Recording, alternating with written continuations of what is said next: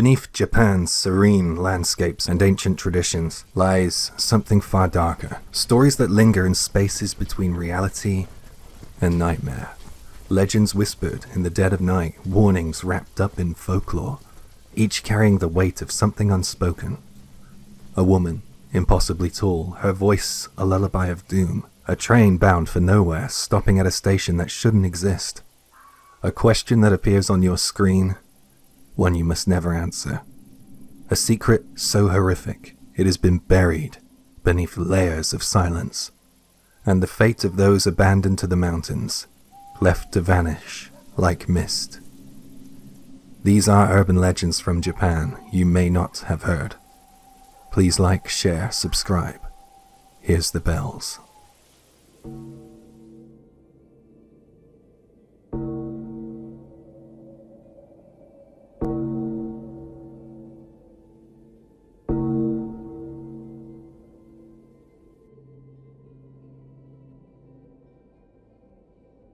There are roads in Japan that lead to nowhere.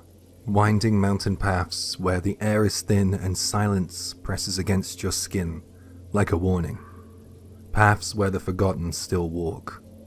This is the legend of ubasute, the practice of abandoning the elderly in the mountains. It is a story of survival and cruelty, of ghosts and regret, and some say even now those who were left behind still roam the roads at night, waiting for someone to take them back home.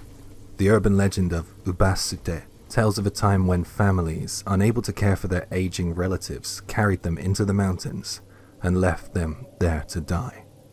The story goes like this. When a parent or grandparent became too old, too weak, or too burdensome, a son would carry them on his back, climbing higher and higher into the darkened woods. When they reached a place far from the village, where no one could hear their cries, they would set them down and walk away. The elderly, abandoned and alone, would often starve, freeze, or disappear into the shadows of the forest. Some villages called these places Obasuteyama, or the mountain where old people are abandoned. Many say that in certain areas you can still hear their voices calling out in the wind.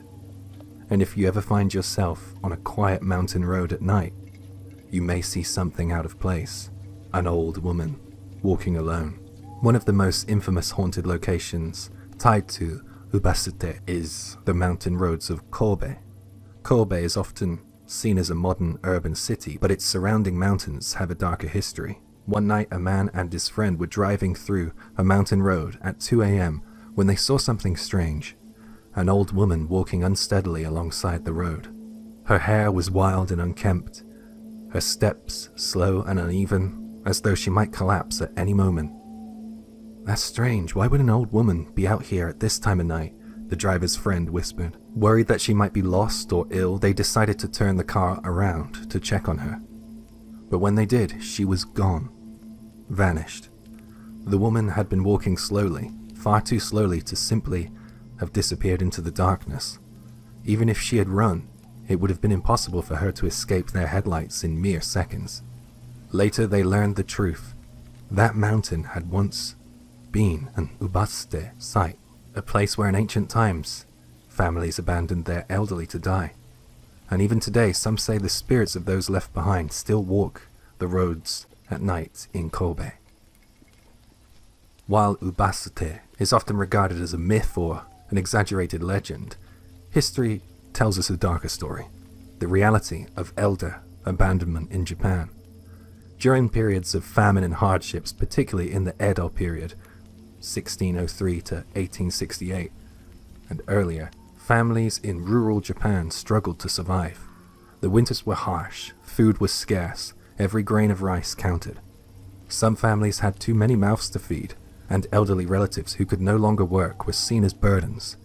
In some regions, a form of population control called mabiki was practiced, where infants and the elderly were abandoned in order to save resources for the stronger family members.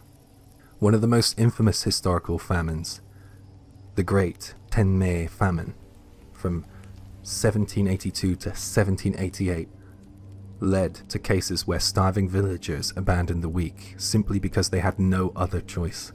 While there is no concrete proof that widespread ubasute was practiced, there are oral traditions and local records suggesting that in the worst of times, some villagers truly did leave their elderly in the mountains. And whether or not it's common practice, the fear of being abandoned in old age left deep scars on Japanese folklore, scars that manifest in ghost stories still told today. It is said that in the mountains where ubasute was once practiced, the spirits of the forsaken can still linger. Hikers and drivers tell stories of frail old women walking alone at night, like the one in Kobe, sometimes waving for help, sometimes simply staring.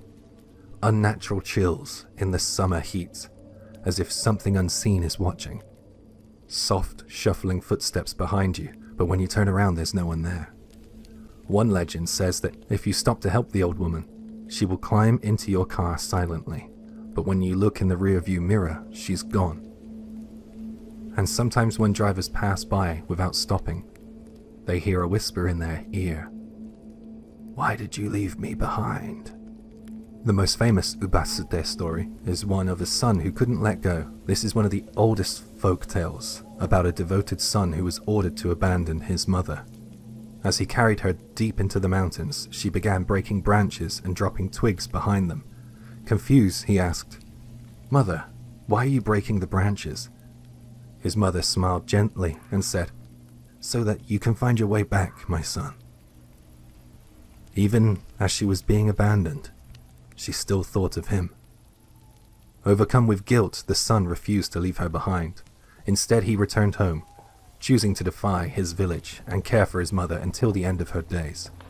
This tale was passed down as a lesson, reminding future generations that even in hardship, humanity must not be abandoned. Though ubasute is no longer practiced, its themes of abandonment and neglect still exist in modern Japan. Elder isolation.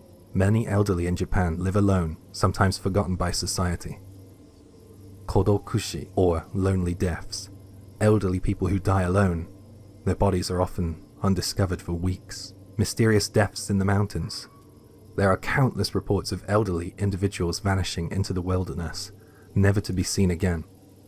Some say that ubasute never truly ended, it simply changed form. The story of ubasute is one of sorrow, guilt, and survival, a tale that, while largely mythical, reflects real fears of aging and abandonment. Some say it was never real.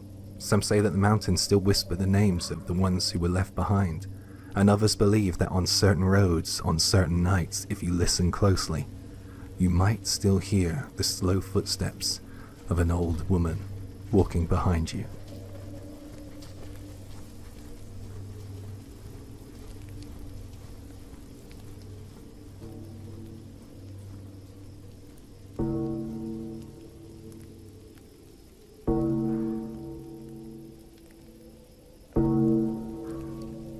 The Sameshima incident is one of Japan's most enduring internet urban legends, a story that persists because of not what it reveals, but because of what it refuses to say.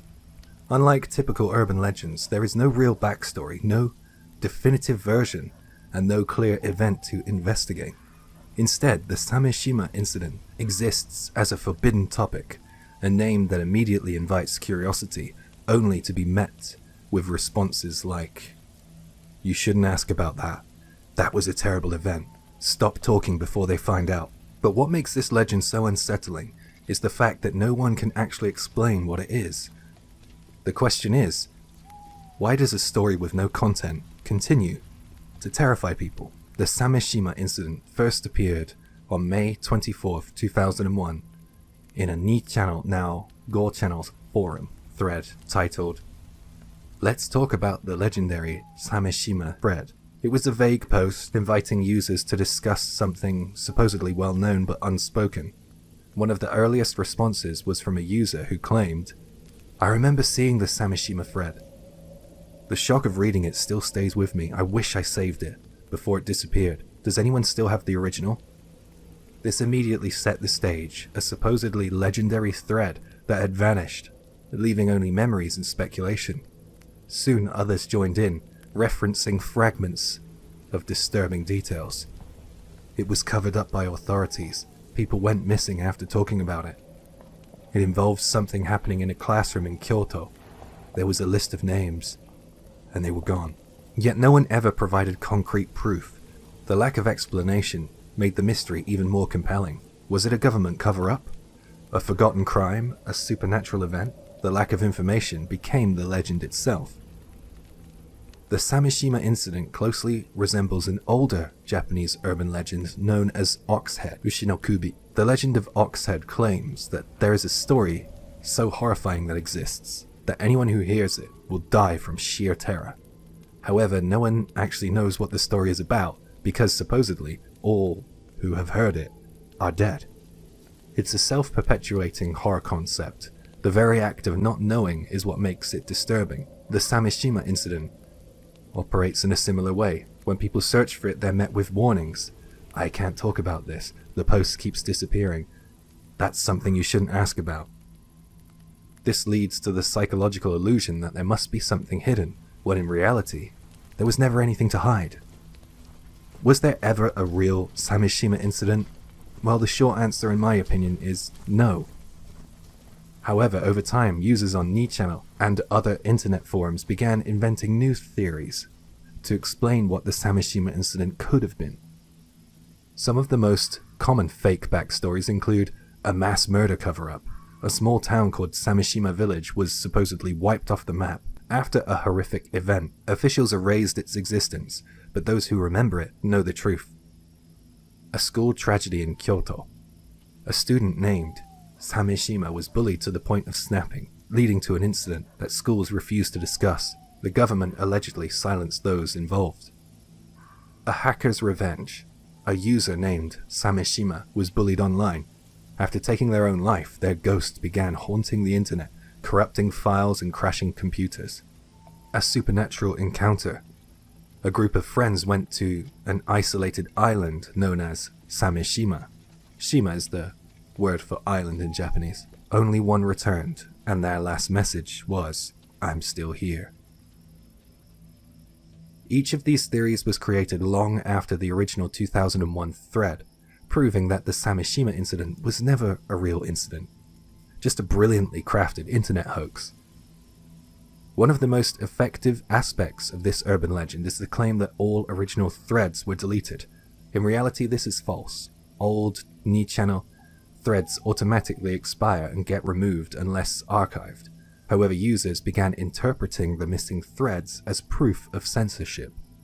This led to conspiracy theories such as Channel was forced to erase discussions of it, journalists who have tried to investigate disappear, archived records of the thread keep vanishing.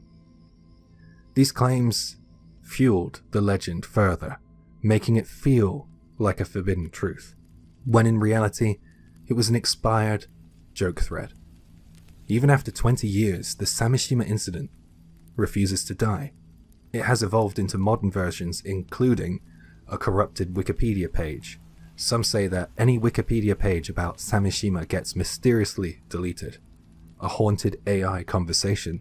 A belief that if you type in Samishima into AI chatbots, they respond strangely or refuse to answer. Dark web rumors. Some claim that the real details are hidden on secret forums buried in the dark web. Just like the original 2001 hoax, these are deliberate fabrications designed to extend the legacy of its legend into new generations of internet horror fans. Despite being completely fabricated, the Samishima incident remains one of Japan's most long-term online horror myths. It's a perfect example of the power of forbidden knowledge. The more people are told not to ask, the more they want to know. The missing information illusion, the absence of details creating a sense of mystery, the internet's ability to sustain myths. New generations rediscover it and keep the cycle going. In the end, the Samishima incident is not about what happened, it's about how people reacted to the idea of a lost, hidden truth. Perhaps it was never real at all. Just an elaborate hoax, like I've said. Or perhaps the truth was successfully wiped from history, leaving behind only echoes of those who try to remember. Those who look into these things.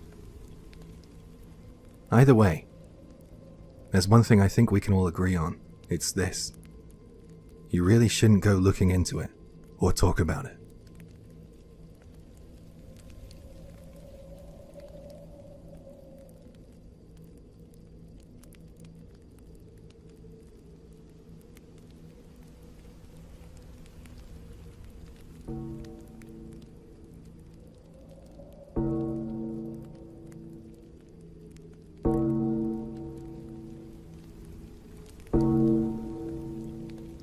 It might just be my imagination, but is it okay if I share something? Go ahead. What's happening? Well, I've been riding this private railway train for a while now, but something feels strange. Interesting. This is the train I always take for my commute, but it hasn't stopped at a station for the past 20 minutes. It usually stops every 5 to 7 minutes at most, but it just keeps going. There are 5 other passengers besides me, but they're all asleep. Isn't it just a different type of train, like an express or a limited stop service? Is it a rapid train? It's possible that I got on the wrong train like you guys are saying. I'll wait a little longer and see what happens. If it still seems weird, I'll ask again for advice. You should go check the conductor's car at the end of the train. If the driver has had some kind of seizure, that would be really bad. You need to check. It doesn't seem like it's going to stop, so I'll go take a look. The conductor's compartment had its blinds down over the windows. I couldn't see inside. I knocked, but there was no response. The train line I'm on is a private railway in Shizuoka Prefecture. Try knocking the window again. I tried knocking on the window, but no one responded. Right, Jay here. At this point, we realize OP's name is Hasumi. Can you see outside at all? Did you catch the name of any stations you passed? We just exited a tunnel, and the train seems to have slowed down a little. But there wasn't a tunnel here before. I boarded the train from Shin Hamamatsu. I think we're stopping. It looks like a station. You're not going to get off, right? We've stopped at Kisaragi Station. Should I get off? I've never heard of or seen this station before. Definitely get off. Stay on until the last stop. Wait, the train should have left by now, right? I got off. It's an unmanned station. I boarded the train at 11:40 p.m. Kisaragi Station doesn't show up on any searches. Wait, you were on the train for an hour? I searched it too. Kisaragi Station doesn't exist. I was looking for a timetable to go back, but I can't find one. The train is still here. Maybe I should get back on it? Oh no, it's just left. Are there any buildings nearby? It's cold. Stay safe. I'll leave the station and try to find a taxi. Thank you. It's past the last train of the night. You think a taxi is going to be hanging around at an unmanned station? There's no taxi. There's nothing here. What can I do? I just called my parents and I asked them to come pick me up, but they can't find Kisaragi Station on any maps. They're going to search some more and then leave to come get me. I feel really uneasy. What about the other people? Did they get off as well? Are you alone now? I checked for a public phone. There isn't one. No one else got off. I'm alone. And the station sign definitely says Kisaragi. Follow the tracks and walk home. There's really nothing here, just fields and mountains, but if I follow the tracks, I should be able to make it back. I'll do my best. Thank you. Even if you think this is a joke, can I ask for advice again if something happens? Hasumi, the OP, never posted again.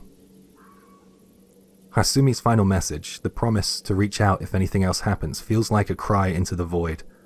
But that cry was never answered. Hasumi never posted again. What happened to Hasumi after that moment? Did he find his way back home, only to forget everything, never returning to tell his story? Or did he step off the tracks into something beyond our understanding? What if something happened to him as he was trying to get his way out of Kisaragi Station?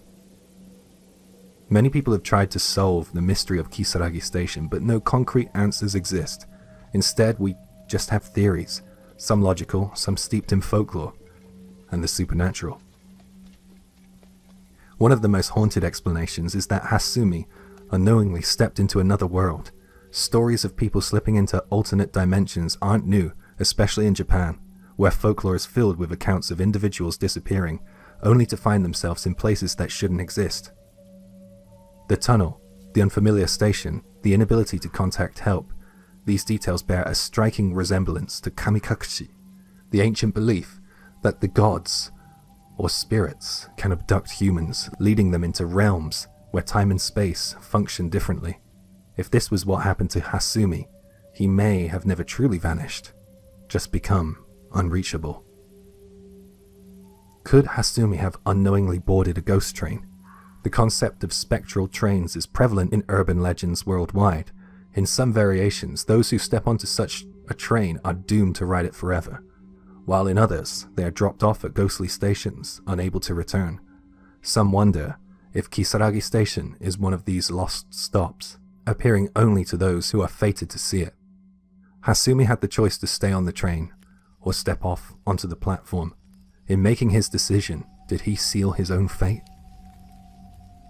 Hasumi claimed to be riding a private railway line in Shizuoka, having departed from Shim Hamamatsu station. However, no station named Kisaragi appears on any map. Some researchers have tried to track potential locations. Could it be a misheard name, a forgotten, decommissioned stop, or something more sinister, one of those places that exist only when you aren't looking for them? There is, for instance, Horai Station in Shizuoka. It's named after a mythical paradise. Could Kisaragi Station be its spectral twin? A station that doesn't lead to paradise, but somewhere else entirely. Kisaragi Station has transcended being just an internet mystery. It has inspired films, novels, and games, becoming a modern ghost story that keeps resurfacing. Its eerie ambiguity is why it endures. There is no resolution, only speculation. But what if one night you find yourself on a train that doesn't stop? The passengers all around you are asleep. The tunnel ahead leads somewhere unfamiliar, and then the train slows down, pulling into a station you've never heard of. What would you do?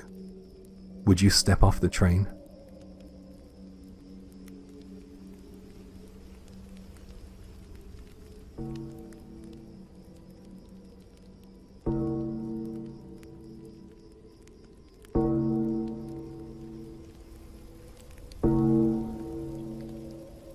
It was the dead of night. Kenta, a university student who had been pulling an all-nighter to finish an assignment, was beginning to feel the weight of exhaustion settle in.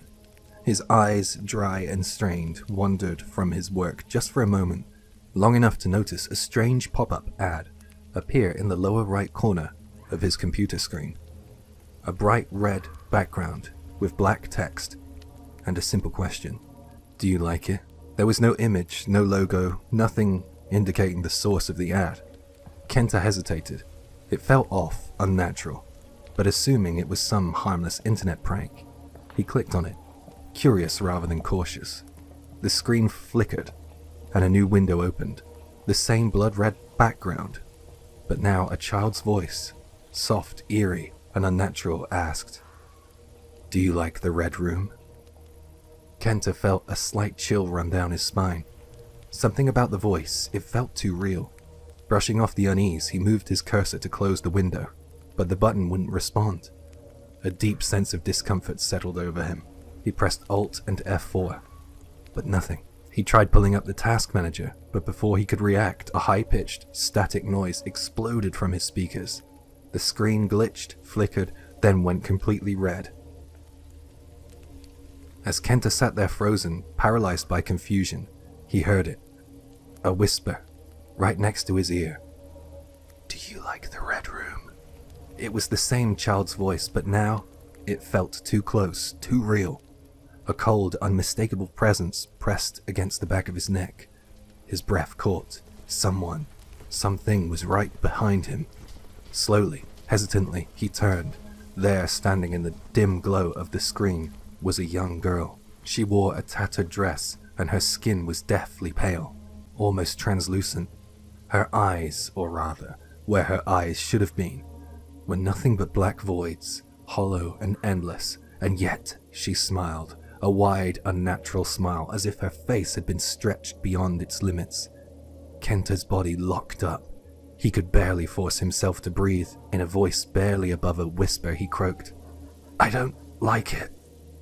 The girl's smile widened, unnaturally, horrifically, splitting her pale face even further. Her expression darkened. Her already sickly complexion turned into an even more unnatural shade of white.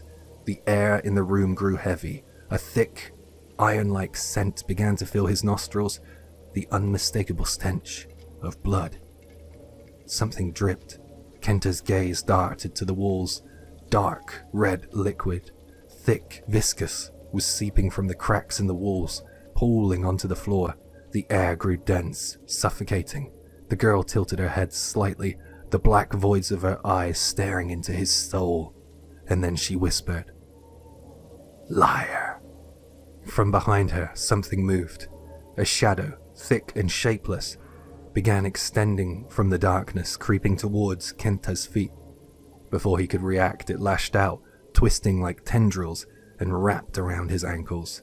Panic surged through his body. He tried to move, to escape, to fight, but it was all useless. His limbs felt heavy, as if his body was no longer his own. The girl's grin widened further, the corners of her mouth tearing impossibly far, splitting her face. Then came the laugh, a sharp, piercing shriek of laughter directly into his ears, ringing through his skull like a siren. Kenta's eyes darted wildly around the room. On the walls where the red liquid had oozed out, countless bloody handprints now writhed, moving as if alive. The crimson flood thickened, rising higher, engulfing the floor like a rising tide of blood. It was no longer a room, it was a drowning chamber of blood. And then her voice came one last time, soft yet absolute. "You will love the Red Room." The moment the words were spoken, everything collapsed into darkness. The next morning, Kenta's friend came to visit. Finding the door unlocked, he stepped inside, only to freeze in horror. The entire room was painted red. Walls, floor, ceiling, every surface was smeared, coated, soaked in deep, unnatural crimson. At the center of the room sat Kenta's computer, still turned on. The screen displayed a red background with text. "Do you like the Red Room?" But there was something different this time. Beneath the question, a new option had appeared. A single button. Yes. The Curse of the Red Room is one of Japan's most infamous internet legends. According to stories, it began as a mysterious pop-up, one that appears on the screens of late-night internet users, seemingly at random. The pop-up asks, "Do you like the Red Room?" And those who click on it are never heard from again. Their rooms are later discovered painted in red, and their computers remain on, displaying the same question, but with one only choice left to click. No one knows where the pop-up came from. No one knows how it spreads. But the stories remain. And somewhere, someone is staring at their screen right now, wondering, should they click? The Curse of the Red Room is a classic internet horror legend that combines haunted technology, psychological horror, and inescapable fate. Its origins can be traced back to early internet forums and flash animations from the late 1990s, but its influence has endured, becoming a staple of modern urban legends. Some say it's just a story, but others claim that it still exists, hidden deep in the web, waiting for the next curious mind to click. So tell me, do you like the Red Room?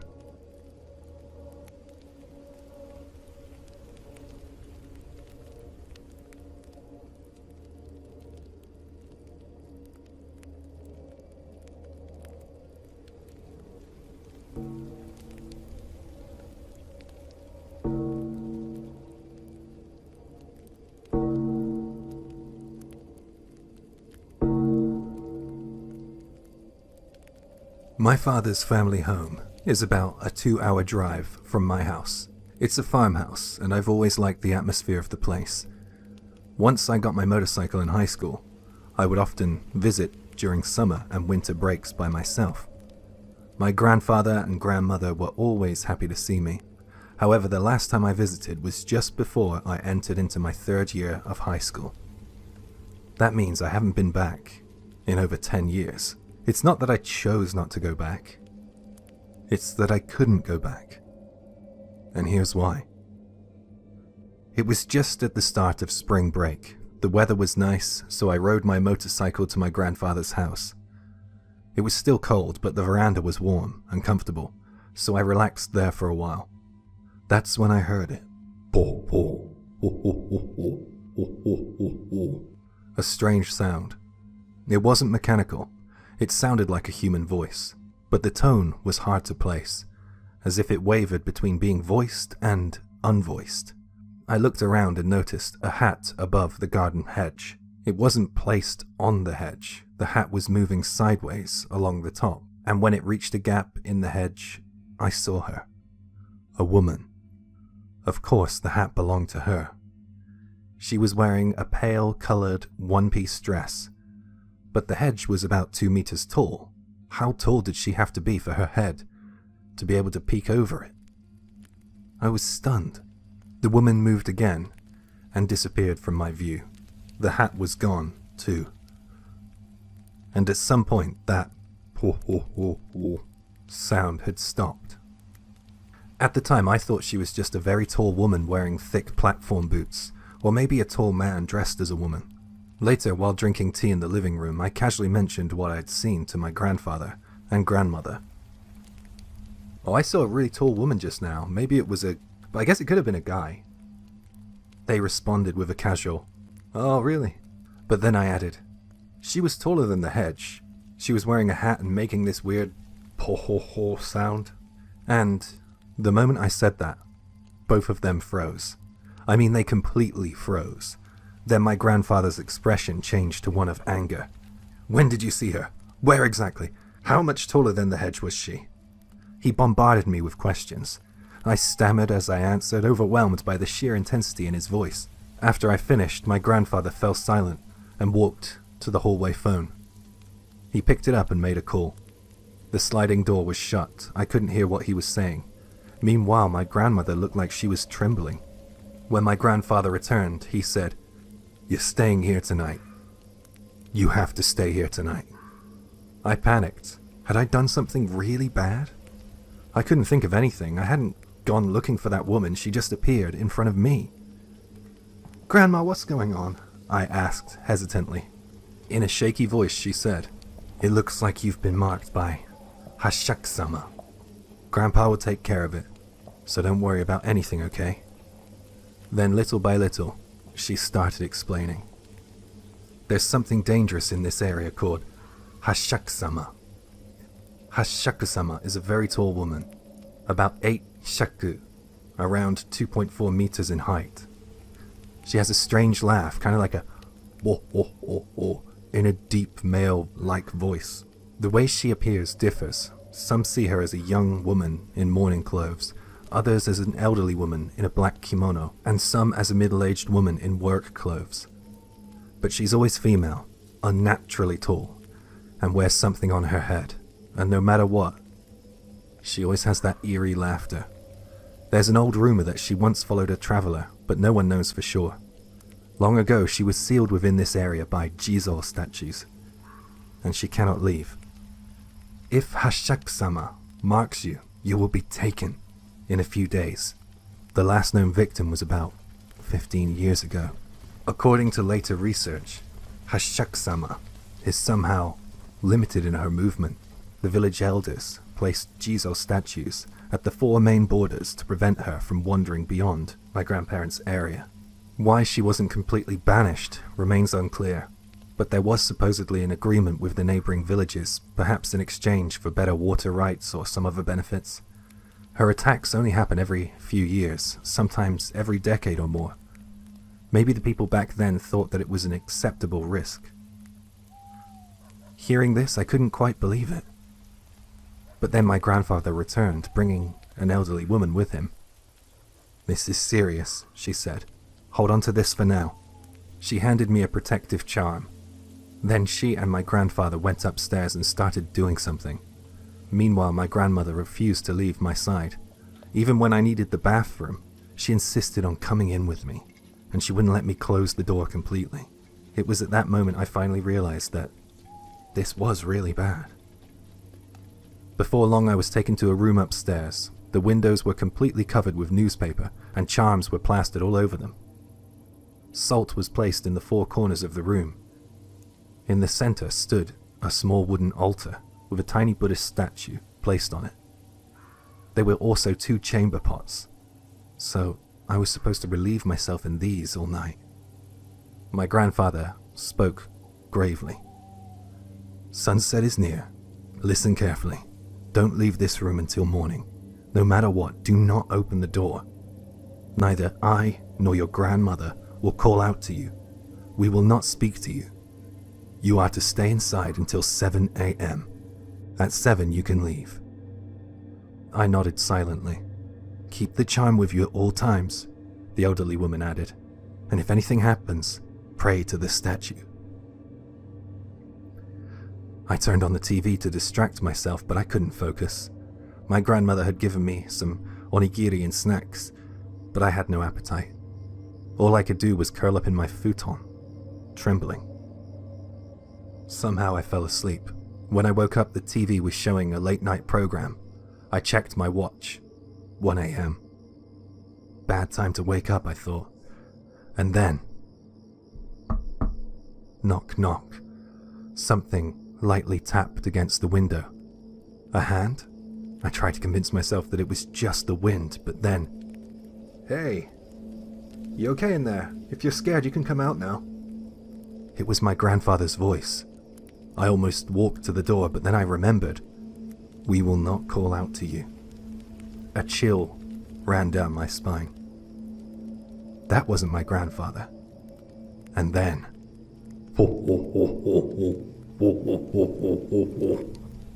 that laugh! I grabbed the charm and I desperately prayed. The tapping against the glass grew louder, but I didn't move. I prayed and I prayed until the morning finally came.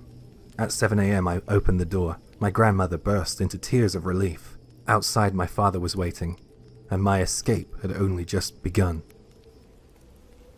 My grandmother sobbed, saying, thank goodness," as she clutched my hands. Downstairs, my father was waiting for me. My grandfather called out to me, "Hurry up, get in!" When I stepped outside, I saw a van parked in the yard. Several men were standing around it. I was guided to sit in the middle of the second row inside the van. The elderly woman took the front passenger seat. The men from outside got in as well. There were 9 of us in total. I was completely surrounded.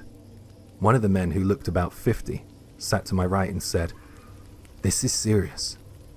You might want to know what's happening, but for now, just keep your eyes closed and your head down. We can't see it, but you can. So don't open your eyes until we say it's safe." My grandfather led the way in his small truck. Our van followed behind. My father drove a separate car behind us, a convoy. But we moved slowly, almost at 20 kilometers an hour, 12 miles an hour.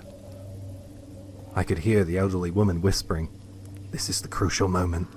And then she started chanting a Buddhist prayer. And that's when I heard it.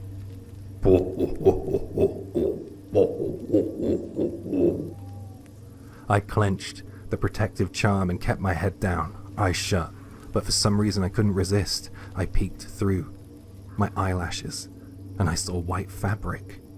It was keeping pace with the van, a white one-piece dress. She was walking beside the van. Her head was above the window. I couldn't see her face, just the fabric of her dress moving as she walked. She then leaned down, as if trying to peer inside. A choked noise escaped my throat, and the man next to me snapped, "Don't look!" I squeezed my eyes shut and gripped the charm even harder. Knock, knock, knock. She was tapping the glass again. The men in the van made stifled sounds. Even though they couldn't see her, the knocking continued. The elderly woman's prayers grew louder. Then suddenly, silence. And the elderly woman finally said, "We've made it through." The men sighed in relief. We stopped at a wide section of the road. I was transferred to my father's car. My grandfather and father bowed deeply to the men. Then, the elderly woman approached me. "Show me the charm," she said. I looked down, and the charm I had been gripping all night had completely turned black. It's probably fine for now, but just in case, keep this with you for a while. She handed me a new charm. Then my father and I drove home. A few days later, my motorcycle was delivered. My grandfather and some neighbors had gone to fetch it. That's when my father finally told me. I knew about Hashak-sama, he admitted. When I was a kid, one of my friends was taken by her. There were others too, people who had to move away because they were marked. The men in the van, I found out, were all my distant relatives. Every single one of them had some kind of blood connection to me. Even my grandfather at the front and my father at the back, they were part of the barrier. They surrounded me, so Hashak-sama wouldn't be able to tell which one was me. My uncle couldn't make it in time, so they gathered the nearest male relatives I had instead. And since night was more dangerous, they had me stay locked in a room until morning. My father then said something that chilled me to the bone. Grandpa and I were ready to die in your place if necessary. After I got home, my grandfather called. That night, I asked, did you call out to me? His answer was immediate. I didn't say a word when you were locked in that room. I felt a cold shiver down my spine. Hashak-sama mainly targets children and young people. When you're scared and vulnerable and you hear a familiar voice calling you, it's too easy to fall for it. Years passed. I started to forget about that terrifying night, but then one day, I received a call from my grandmother. Her voice was shaking. The Jizo statues sealing Hashak-sama, the one blocking the road to your house. My grandfather had passed away 2 years prior. I wasn't even allowed to attend his funeral. Before he became bedridden, he had strictly forbidden me from ever returning. No matter what happens, don't let him come back here, he had told my grandmother. But I tell myself it's just a superstition. Something that doesn't really belong in the modern world, but deep down I can't shake the feeling that there's a chance I may hear that sound again. That deep laugh.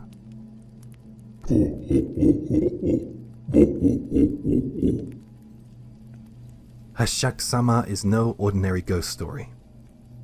It is a tale woven from Japan's deep-rooted fears of spirits that do not simply haunt, but hunt.